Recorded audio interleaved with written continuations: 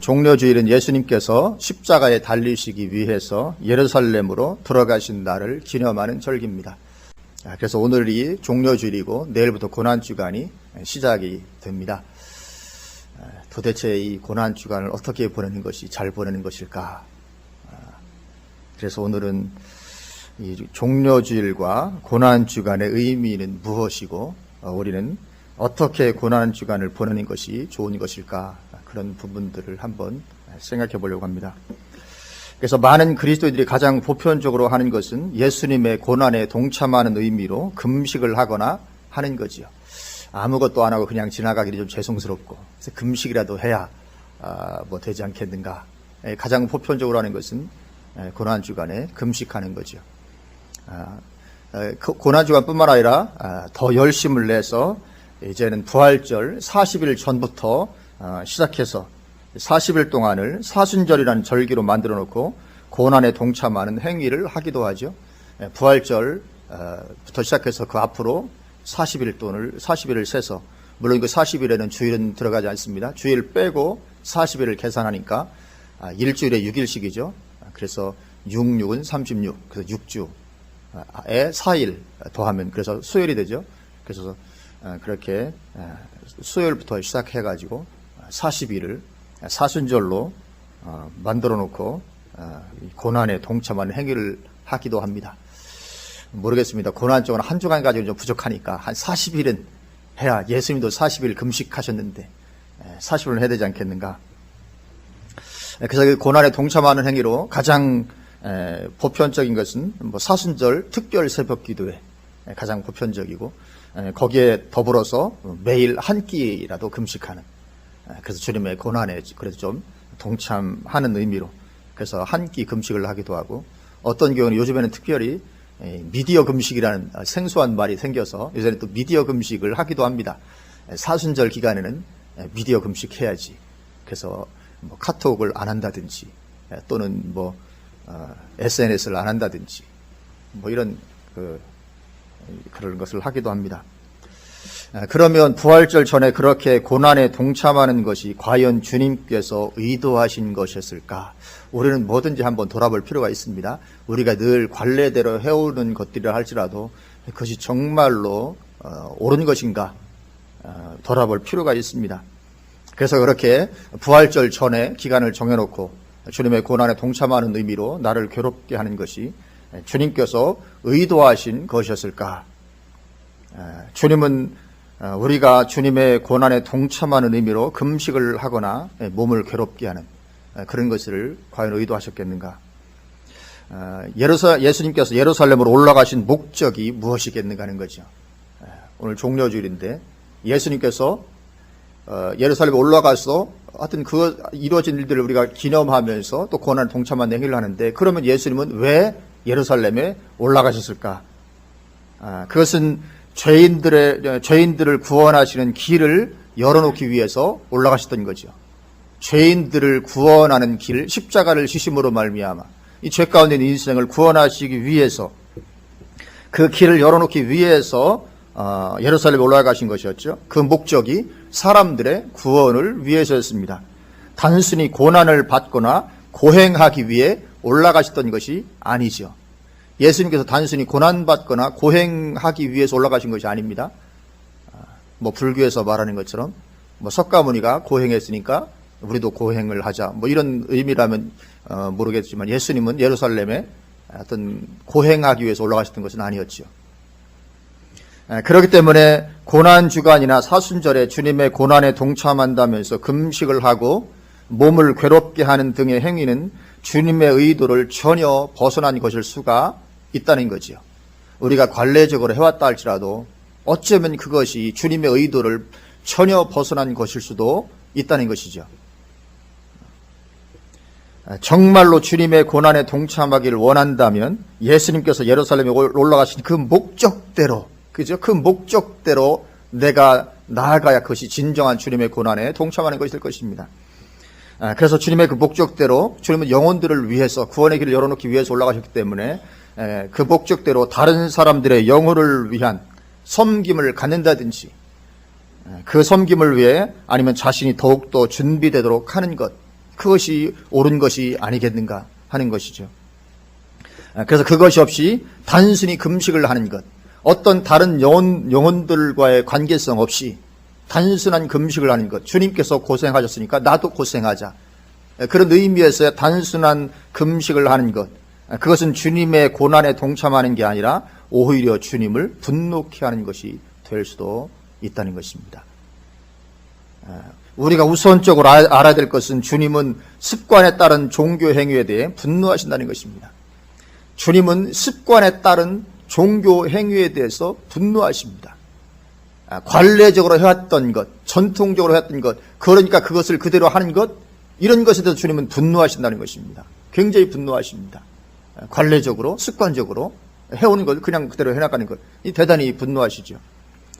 누가복음 18장 9절부터 14절에 보면 바리새인의 기도와 세리의 기도가 나옵니다. 누가복음 18장 9절부터 보면 이렇게 말씀합니다. 또 자기를 의롭다고 믿고 다른 사람을 멸시하는 자들에게 이 비유로 말씀하시되 두 사람이 기도하러 성전에 올라가니 하나는 바리새인이요 하나는 세리라. 바리새인은 서서 따로 기도하여 이르되 하나님이여 나는 다른 사람들 곧 토색, 불의, 간음을 하는 자들과 같지 아니하고 이 세리와도 같지 아니함을 감사하나이다. 나는 일에 2번씩 금식하고 또 소득의 11조를 드리나이다 하고 세리는 멀리 서서 감히 눈을 들어 하늘을 쳐다보지도 못하고 다만 가슴을 치며 이르되 하나님이여 불쌍히 여기소서 나는 죄인으로소이다 하였느니라. 내가 너희에게 이르노니 이에 저 바리새인이 아니고 이 사람이 의롭다 하심을 받고 그의 집으로 내려갔느니라. 그렇게 말씀하고 있습니다. 여기 나오는 이 바리새인들은 일주일에 2번씩 금식하고 소득의 11조를 들었다고 말씀하고 있습니다. 보통 열정적인 신앙생활이 아니죠. 일주일에 2번씩 금식한다. 이 쉽지 않습니다. 근데 바리새인들은 일주일에 2번을 금식했습니다. 보통 열정적인 신앙생활이 아니었죠. 그런데 그것이 하나님 앞에 의미가 있었는가 하는 거죠. 전혀 의미가 없었다고 말씀하고 있습니다. 바리새인들은 일주일에 2번 금식하고 소득의 11조를 들었습니다. 이렇게 했습니다. 그러나 그것은 주님 앞에 아무 의미가 없었습니다. 금식을 자주 했지만 그것은 습관적인 금식이었다 이거죠. 일주일에 2번씩 금식한 대단한 열심을 가지고 있었지만 그 금식이 주님께서 받으실 만한 금식이 전혀 아니었다는 거죠. 습관에 따른 행위, 습관에 따른 종교적인 금식은 하나님 앞에서 전혀 의미가 없는 것이라는 것을 보여주는 것입니다. 그래서 이러한 금식에 대해서 이사야 58장은 하나님의 분노를 더 극적으로 보여주고 있습니다. 우리 한번 이사야 58장으로 한번 가보시겠습니다. 이사야 58장 1절부터 보겠습니다. 이렇게 말씀합니다. 크게 외치라, 목소리를 아끼지 말라. 내 목소리를 나팔같이 높여 내 백성에게 그들의 허물을, 야곱의 집에 그들의 죄를 알리라. 뭔가 심각한 말씀하실 조심이죠. 보통 심각하게 말씀하지 않습니다. 크게 외치라, 목소리를 아끼지 말라. 내 목소리를 나팔같이 높여서 이 이스라엘 백성들의 죄를 알리라. 얼마나 큰 죄를 지었으면 하나님께서 지금 이렇게 말씀하시겠습니까? 지금 보통 심각하게 말씀하는 것이 아니거든요. 엄청난 큰 죄를 말씀하십니다. 뭐라고 말씀하십니까? 2절, 그들이 날마다 나를 찾아 나의 길 알기를 즐거워함이 마치 공의를 행하여 그의 하나님의 규례를 저버리지 아니하는 나라 같아서 의로운 판단을 내게 구하며 하나님과 가까이 하기를 즐거워하는도다. 2절 보면 굉장히 이상하죠? 칭찬하는 말씀을 하고 있습니다. 갑자기 죄를 이야기한다고 하다가 칭찬하는 말씀. 그러니까 이스라엘 백성들이 실제로 2절처럼 실제로 이랬다는 것이 아니고 지금 이스라엘의 신앙을 비웃는 역설적인 말씀을 하고 있는 것입니다. 굉장히 비웃는 것입니다. 당시 이스라엘에게 외형적인 신앙생활이 없었던 게 아닙니다. 날마다 하나님을 찾았습니다. 그리고 금식도 했습니다. 3절 보면 우리가 금식하되, 금식했습니다. 우리가 금식하되 어찌하여 주께서 보지 아니하시오며 우리가 마음을 괴롭게 하되 어찌하여 주께서 알아주지 아니하시나이까. 보라, 너희가 금식하는 날에 오락을 구하며 온갖 일을 시키는도다. 여기 보면 그렇게 이스라엘 백성들이 금식하는데 주님께서 알아주시지 않는 게 그들이 이해가 안 됐습니다. 주님, 우리가 금식하는데 어찌 알아주지 아니하십니까? 바리새인들도 일주일에 이틀이나 금식했는데, 일주일에 2번이나 금식했는데 하나님이 알아주지 않으셨거든요. 이스라엘 백성들, 이사야 당시 이스라엘 백성들도 우리가 이렇게 금식하는데 주님 왜 알아주지 않습니까? 그렇게 따지는 거죠. 왜 그렇습니까? 왜냐하면 그 금식이 습관에 따른 금식이었기 때문에 그렇습니다. 금식을 하기는 하는데 그저 습관에 따른 금식이었다는 거지요. 그래서 금식을 해도 죄악은 여전했습니다. 그냥 습관적인 것이 금식이었기 때문에 4절 보라 너희가 금식하면서 논쟁하며 다투며 악한 주먹으로 치는도다. 너희가 오늘 금식하는 것은 너희의 목소리를 상달하게 하려는 것이 아니니라. 어떤 그런 간절함을 가지고 금식하는 게 아니고 습관적으로 규례적으로 관례적으로 그런 금식이었다는 거죠. 이 금식이 5절 이것이 어찌 내가 기뻐하는 금식이 되겠으며 이것이 어찌 사람이 자기의 마음을 괴롭게 하는 날이 되겠느냐. 그의 머리를 갈대같이 숙이고 굵은 배와 재를 펴는 것을 어찌 금식이라 하겠으며 여호와께 연락될 날이라 하겠느냐. 그래 여기 보면 금식이들 쭉 나열하고 계십니다. 그러니까 금식한다고 해서 다 금식이 아니라는 거죠. 우리는 금식하면 그것이 다 금식이라고 생각할지 모르지만 금식한다고 해서 다 금식이 아니라는 것입니다. 때로는 하나님께서 오히려 진노하신 금식도 있을 수 있다는 것을 보여주는 것입니다. 금식을 하는데 오히려 그것이 하나님을 더 분노케 하는 그런 금식도 있는 것입니다. 그러면서 하나님께서 원하시는 금식을 말씀하죠. 내가 정말 원하는 것이 무엇인지 알아? 이게 내가 원하는 금식이다. 6절 내가 기뻐하는 금식은 그러니까 6절 말씀을 많은 경우에 목사님들이 잘못 해석해서 많이 가르쳤어요. 내가 기뻐하는 금식을 이렇게 하는 것이 내가 기뻐하는 금식이다. 이런 말씀인데 하나님은 금식을 기뻐하신다. 이렇게 말을 바꿔버렸습니다. 많은 목사님들이. 그러니까 내가 기뻐하는 금식. 하나님은 금식을 기뻐하셔. 그런 걸로 바꿔버렸고 그런 말이 아니거든요. 너희가 지금 이렇게 금식하는데 그게 무슨 금식이냐. 그 금식이 아니다. 내가 기뻐하는 금식이 무엇인지 아니야. 이게 바로 내가 기뻐하는 금식이다. 그래서 설명하시는 거죠. 내가 기뻐하는 금식은 흉악의 결박을 풀어주며 그래 이것을 너무 잘못 해석하는 경우가 많아요.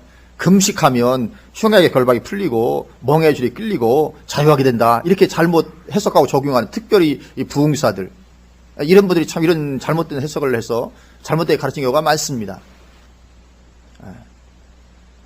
또 금식기도원 같은 데서 이렇게 잘못 가르친 경우가 많죠. 이게 그 말씀이 아닙니다.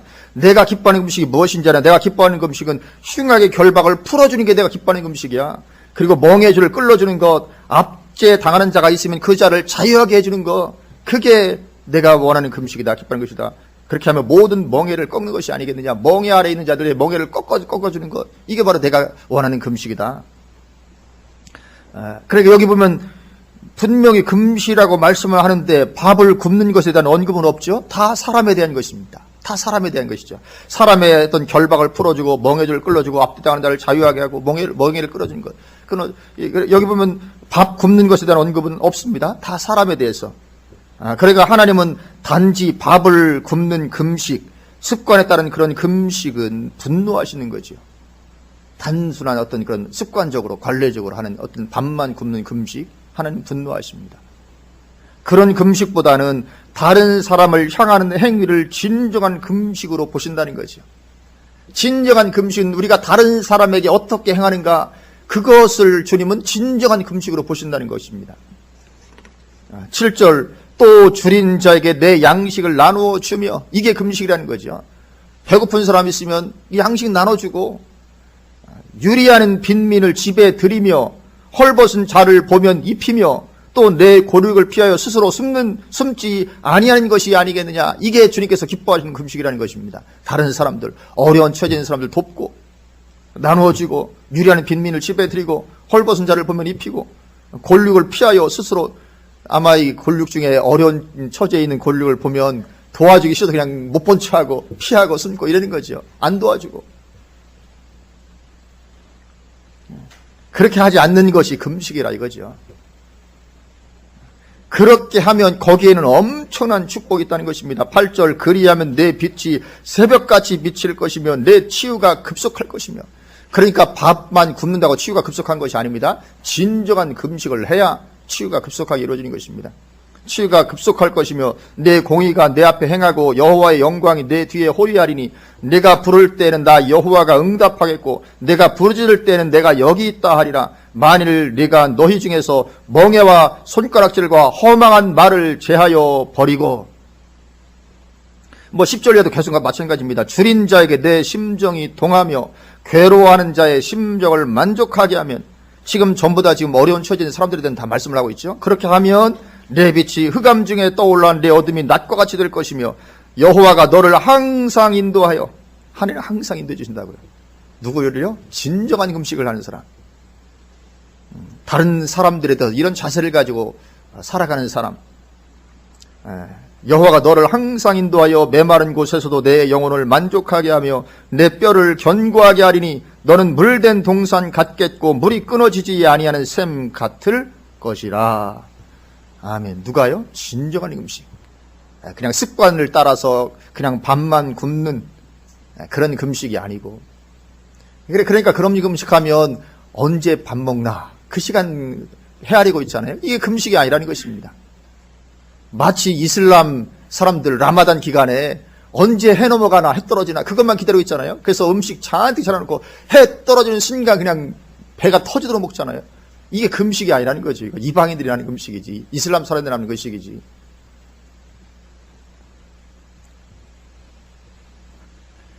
그래서 이처럼 이사야 당시 이스라엘 백성들의 금식에 대해 하나님은 진노하셨습니다. 그게 무슨 금식이나 너희들의 금식이. 그래서 금식한다고 해서 하나님이 무조건 기뻐하실 것이라고 생각할 수는 없다는 거죠. 우리가 밥 굶는다고 하나님 무조건 기뻐하시지 않습니다.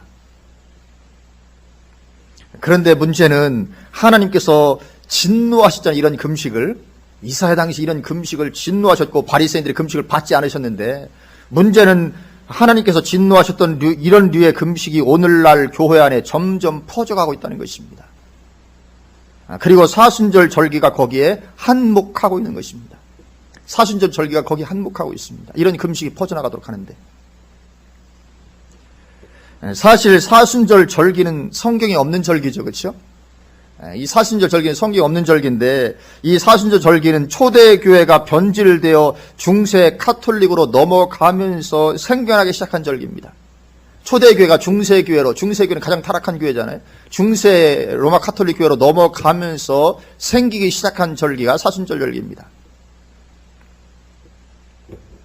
그래서 그들은 1년을 어떻게 살든지, 1년 어떻게 죄짓고 살든지 간에 이 사순절 절기 동안만 금식하며 고행하면 그것으로 모든 불신앙적인 삶을 묻어버렸습니다. 그래서 됐다. 그래서 그렇게 사순절 절기 동안 40일 동안 그렇게 고행하고 자기를 괴롭게 하고, 그리고 사순절 딱 끝나면 어떻게 됩니까? 다시 옛날의 삶으로 그냥 그대로 돌아가 버리는 거죠. 전혀 자기의 삶이 변하도록 하지 않고 40일 동안 한 걸로 딱 마치고 오케이, 그리고 그 사순절 지나고 나면, 부활절 지나고 나면 다시 옛날의 모습 그대로 돌아가 버리는. 그리고 또 1년 동안 이렇게 또 죄 짓고 살다가 또 사순절 돌아오면 또 그렇게 행하고 고행하고 자기를 괴롭게 하고, 그러면서 이제 자기 삶에 대해서 면죄부를 주는 거죠. 그리고 여전히 불신앙적인 삶은 변화되지 않는 거죠.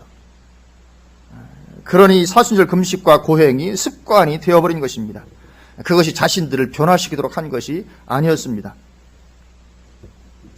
단지 1년 동안의 이 죄된 삶에 대한 면죄부를 주는 그런 성격이었고, 그리고 그렇게 사순절 기간 동안에 내가 금식하고 고행했으니까 이제 내가 거룩해졌을 것이다, 그렇게 여기는 거죠. 그래서 종교개혁이 일어나면서 종교개혁자들은 사순절을 지키는 전통이 성경적이 아니라고 해서 다 버려버렸습니다. 종교개혁자들 개혁하면서 사순절 전통을 강력하게 비판하고 다 버려버렸습니다.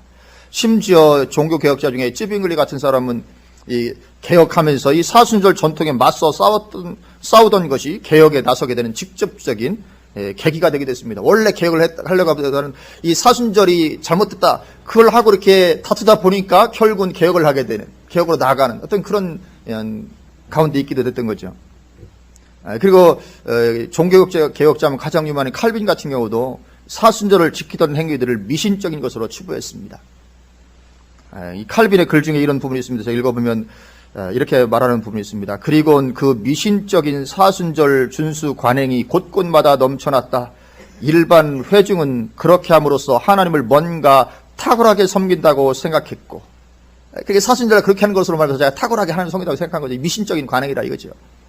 사목자들은 그것이 그리스도를 거룩하게 본뜨는 것이라고 권장했다. 하지만 그리스도는 남이 본받으라고 40일 금식을 하신 것이 아니라 단지 그것을 발단으로 복음 전파를 시작하시려던 참이었고, 따라서 그분의 교리가 사람으로부터가 아니라 하늘로부터 온 것임을 증명하시려던 것이었다. 그러니까 오늘날 이 부활절 전에 40일을 사순절로 기리고, 그리고 40일간 한 끼라도 금식을 하고자 하는 사람들은 그것의 성경적 근거로 예수님도 40일 금식하셨다, 이걸 드는 거거든요. 예수님 40일 금식하셨으니까 우리도 40일. 제가 지난번에 그 극동방송 듣다 보니까 지난주에인가요? 신학 교수님 똑같이 얘기하더라고요. 40일이라는 게 대단히 의미가 있다. 모세도 40일 금식했고 예수님도 40일 금식했다. 사순절 40일이 대단히 좋은 것이다. 근데 이 칼빈이 말한 것처럼 예수님이 40일 금식한 것은, 그러니까 너희들도 그렇게 나를 따라서 이렇게 40일 동안 고행해, 그런 것을 본으로 보여주기 위해서 금식하신 것이 아니었다는 거죠. 그래서 예수께서 지금 본격적으로 복음 전파의 일을 앞두고 그것을 위한 어떤 준비와 어떤 시작점으로 삼은 것이 40일 금식이었지, 그것이 어떤 고생과 고행을 위한 본으로 하신 것이 결코 아니었다는 거죠. 뭐 불교에서 말한 것처럼.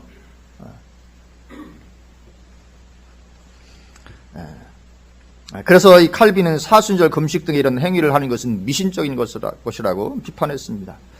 그리고 칼빈은 사순절에는 금식을 안 하는 것이 오히려 더 좋다고까지 말했습니다. 사순절에는 금식을 안 하는 게 오히려 더 좋습니다. 왜냐하면 잘못된 신앙으로 굳어지기 때문에. 그것을 그냥 내 삶이 어떻든지 간에 사순절 동안 내가 그렇게 금식하고 고행했으니까 오케이, 내 신앙 괜찮다, 어떤 면죄부를 주고, 그러면 결국은 잘못된 신앙 가운데 계속 머물러 있는 것이 되잖아요. 그래서 이제 칼빈이 그게 바로 미신적인 것이었다. 삶은 그냥 어떤 행위 하나로 말미암아서 모든 면접을 가지려고 하는, 그게 미신이잖아요. 그렇죠? 무당 차대고 조명 다 그렇잖아요. 자기 삶 어떻든지 간에 한 번 그렇게 뭐 하는 걸로 해서, 한 번 굿하고 한 번 뭐 하는 걸로 해서 다 이렇게 뭐 효보를 보려고 하는, 이런 미신적인 것이죠. 이 사순절 40일 금식이 이렇게 미신적인 것으로 전락해버렸다는 거죠. 그래서 칼빈은 차라리 금식을 안 하는 것이 더 낫다, 그렇게 말했습니다. 그래서 하나님의 심판이 다가오는 그런 죄악된 삶인데도 불구하고 사순절을 지키는 것으로 자신의 영적인 상태에 대해서 안전하다고 착각하다가 망할 수가 있기 때문에 그런 거죠.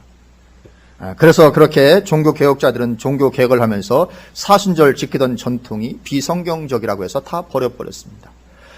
그랬던 사순절 전통이 오늘날에 들어와서 점점 이것이 부활하고 있습니다. 점점 부활하고 있습니다. 이 사순절을 지키는 게 계속해서 늘어나고 있습니다. 이게 지금 위기라는 것이죠. 위기. 이게 바로 위기라는 것입니다. 지금 껍데기만 남은 가운데 형식과 관습만 남은 대로 계속 나아가고 있는 것입니다. 이 위기인 것입니다. 위기. 물론 알고, 예를 들면 장로교 합동 측에서는 몇 년 전에 사순절을 지키지 않기로 총회에서 결의를 했어요. 사순절은 성경적이지 아니고 잘못된 것이기 때문에 우리 합동교단은 그 사순절을 지키지 않는다, 총회에서 결의를 했습니다. 그러나 여전히 그런 목소리는 기독교계의 소수입니다. 소수에 불과하고, 요즘에 기독교 극동방송 틀어놓으면 얼마나 사순절 얘기가 많았는지 모릅니다. 또 그 얘기뿐인 것 같아요. 이것이 의미하는 것이 무엇입니까? 교회가 그만큼 점점 종교화되어가고 습관화되어간다는 것을 보여주는 것입니다. 그래서 그저 사순절 기간에 좀 더 경건한 모습 보이는 것으로 자신의 신앙을 오케이 하는 것입니다. 그리고 사순절이 지나면 본래의 모습으로 돌아가 버립니다. 그리고는 다음 사순절 절기가 돌아올 때까지 그냥 그렇게 사는 거죠. 그러나 그렇게 하는 것은 하나님 앞에 가증한 것이요, 전혀 의미가 없는 거라는 것이죠. 그런 금식은, 그런 사순절은 하나님께서 진노하신 것입니다. 근데 이것이 지금 이 방송의 영향력이 큰 것 같아요. 왜냐하면 방송이 계속 떠들면 그걸 영향받게 되어 있습니다. 요즘에 극동방송, 저는 이제 라디오를 거의 안 듣는데 차 운전할 때는 제가 종종 듣거든요. 극동방송 틀어놓으면 얼마나 이 사순절 얘기를 많이 하는지 모릅니다. 방송이 그만큼 주도하며 영향을 미치는 거죠. 어쩌면 이 방송국 입장에서는 사순절 절기가 고맙기 그지없는 것 같아요. 왜냐하면 방송은 매일 새로운 얘기거리를 만들어내야 되잖아요. 어떻게 매일 새로운 얘기거리를 만들어내야 되는데 이 사순절이 얼마나 고마운지 40일 동안은 얘기거리 풍성하게 얼마든지 라디오 진행할 수 있잖아요. 너무 좋은 거죠. 그래서 방송하는 입장에서는 이런 거 하나하나 하는 것이 얼마나 자기들 얘기거리 만들었는데 좋겠습니까? 온통 그 얘기입니다. 그래서 제가 지난 일주일 전쯤인가요? 그때 대담 프로가 진행되는데 어떤 신학교 교수님이 말하기를 자기 딸이 사순절 동안 SNS 금식을 하기로 했다고 해서 대단히 감동했다는 말을 하더라고요. 우리 딸이 40일 동안 SNS 금식을 하기로 했다고. 굉장히 하여튼 감동받은 얘기를 하더라고요. 그러면 사순절 지나고 나면 어떻게 되는 겁니까? 다시 SNS 하겠다는 것이잖아요. 그렇죠? 사순절 지나고 나면 다시 SNS 세계로 다시 돌아가겠다는 것이죠. 그러면 그것이 과연 하나님 앞에 의미 있는 사순절이겠느냐 하는 거죠. 단지 40일 동안 SNS 안 하고 안 한다는 얘기는 그것이 안 좋다는 뜻이잖아요. 그렇죠? 안 좋으니까 안 하는 거 아닙니까? 이게 하나님 앞에 과연 의미가 있겠느냐 하는 거죠. 이 타락한 로마 카톨릭의 모습 그대로인 것입니다. 그래서 종교개혁자들이 반대가 버렸던 그 모습으로 돌아가는 것입니다. 그래서 방금 전에 보았던 이사야 58장에서도 말씀하듯이 주님이 정말 원하시는 금식은 단순히 원하는 음식 안 먹고 하는 그런 것이 아니고 마음을 다른 사람들의 영혼내로 향하는 것입니다. 진정한 금식이라고 말씀합니다. 내 마음을 다른 사람들의 영혼을 향해서 내어놓는 것. 그래서 그들을 위해서 내가 수고하고 희생하고 고생하고 헌신하는 것, 그들을 위해서 복음을 전해주는 것, 그게 진짜 금식이라는 것입니다. 왜냐하면 그것 역시 밥 굶는 것만큼이나 수고가 따르는 일이기 때문에 금식이라고 말씀하는 것입니다. 다른 사람을 위해서 뭐 하려면 내가 수고해야 되잖아요. 내가 헌신해야 되고 내가 희생해야 되고 복음 전하는 것도 마찬가지고, 그러니까 그게 바로 금식이라 이거죠. 진짜 금식. 그만큼 수고가 따르는 일이기 때문에 금식이라고 말씀을 하고 있습니다. 그러니까 습관적인 금식하지 말고 그런 참된 금식을 하라는 거죠. 예수님은 그렇게 종려주일에 예루살렘으로 올라가셨습니다. 왜요? 사람들의 영혼을 위한 고난을 위해서, 사람들의 영혼을 구원하기 위한 그런 고난을 위해서 예루살렘에 올라가셨던 것입니다. 단순히 나를 괴롭게 하기 위한 것이 아니었다는 거죠. 그래서 우리도 이 고난주간에 주님의 고난에 동참하고 싶다면 무엇보다 우선적인 것은 복음으로 다른 영혼들을 섬기든지 아니면 그렇게 섬길 수 있도록 나를 돌아보고 준비되도록 하는 것, 최고의 금식이라 이거죠. 그게 주님의 고난에 동참하는 것이지 단순히 전통에 따라 금식하고 나를 괴롭게 하는 것이 주님의 고난에 동참하는 것이 아닌 것이죠. 물론 그렇다고 해서 고난주간에 금식하면 무조건 잘못이다, 그것은 아닙니다. 그렇게 이해하면 안 됩니다. 참된 금식을 하는 것은 얼마든지 환영받을 수 있죠. 내가 어떻게든지 정말 영혼을 섬기고 능력 있는 삶을 살기 위해서 고난주간 내가 금식하면서 주님께 기도해야 되겠다, 그럼 굉장히 잘하는 거죠. 좋은 것이죠. 그래서 주님의 은혜를 덧입기 위해서 어찌하든지 주님을 따라서 정말 영혼을 섬기는 삶으로 복음을 전하는 능력 있는 그런 그리스도인으로 서기 위해서 이 고난주간에 내가 금식하면서 주님의 은혜를 구해야 되겠다, 그러면 굉장히 잘하는 금식일 수 있는 거죠. 그러나 그런 것이 없이 막연하게 그래도 고난주간인데 뭐라도 좀 해야 되지 않겠나? 그래도 금식이라도 좀 해야지. 이 일에서 하는 금식은 이게 이스라엘 백성들의 어떤 금식과 다를 바가 없는 금식이 될 수 있다는 것입니다. 그리고 사도 바울이 주님의 고난에 동참하는 방식도 역시 그것이었습니다. 사도 바울을 보면 오늘 본문입니다. 오늘 본문 골로새서 1장 24절 사도 바울의 고백입니다. 나는 이제 너희를 위하여 받는 괴로움을 기뻐하고 그리스도의 남은 고난을 그의 몸된 교회를 위하여 내 육체에 채우노라. 아멘. 이 그리스도의 남은 고난, 그리스도의 남은 고난을 위해서 내가 금식하고 하는 것이 아니고 그리스도의 남은 고난을 내 육체에 채우기 위해서, 그래서 나는 금식한다 그렇게 말씀하고 있지 않고 내 육체에 채우기 위해서 사도 바울이 한 것은 교회를 섬기고 영혼들을 섬기는 것이었습니다. 복음으로 섬기는 것이었죠.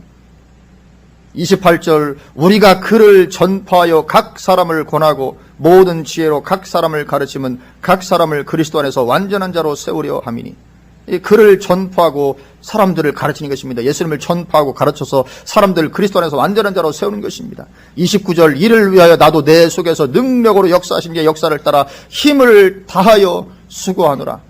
말하면 주님께서 원하시는 진정한 금식 같은 이런 금식이죠. 이것이 사도 바울이 그리스도 남은 고난에 동참하는 방식이었습니다. 그리스도의 남은 고난에 어떻게 동참할까? 이런 수고하는 것. 그리스도의 남은 고난을 내 육체에 채우기 위해서 그렇게 그의 몸된 교회를, 영혼을 섬기다 이거죠. 수고하고.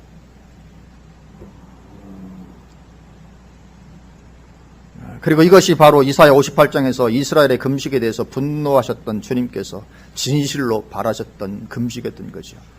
그러나 이스라엘 백성들은 굶기는 굶었지만 그것이 습관에 따르고 전통에 따른 관례적인 그런 것이었지 전혀 주님의 의도와는 관계없는 이런 금식은 그냥 배만 고픈 것이지 아무런 의미 없는, 오히려 주님을 분노케 하는 그런 금식인 것이죠.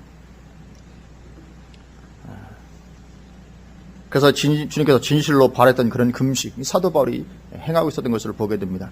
예수님의 십자가의 고난은 다른 영혼들을 위한 것이기 때문에 그렇죠. 그 바로 앞부분 보면 골로새 1장 21절, 전에 악한 행실로 멀리 떠나 마음으로 원수가 되었던 너희를 이제는 그의 육체의 죽음으로 말미암아 화목하게 하사 너희를 거룩하고 흠없고 책망할 것이 없는 자로 그 앞에 세우고자 하셨으니, 그렇게 사람들을 구원하며 하나님 앞에 세우고자 하셨던 것, 그것이 주님의 고난당하심의 목적이고 의미였던 것이죠. 그래서 그렇기 때문에 고난주간에 막연히 금식하는 게 주님의 고난에 동참하는 게 아니라는 것이죠.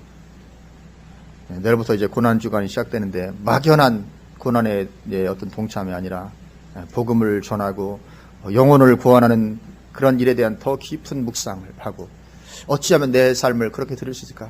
주님께서 고난당하시는 것은 영혼들의 구원을 위한 고난당하심이었는데, 어떻게 하면 나도 주님의 어떤 고난당하심을 이루기 위해서 어떻게 하면 내가 능력 있는 그리스도인으로 설 수 있을까? 어떻게 하면 복음을 더 잘 전하는, 사람들 주님께 인도하는 그런 삶을 살 수 있을까? 그런 부분에 대해서 묵상하고 주님의 도우심을 구하고 할 수 있는 성령의 기름 부어주심, 그런 일은 당연히 이제 성령의 기름 부으심이 있어야 가능한 일인가. 그런 어떤 성령의 기름 부으심을 구하는 그런 참되게 보내는 그런 고난주간이 되었으면 좋겠습니다.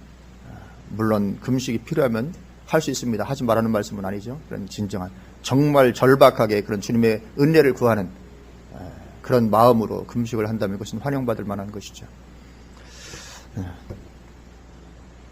어떤 그런 은혜가 있으시기를 주님의 이름으로 축원을 드립니다. 아멘. 기도하시겠습니다.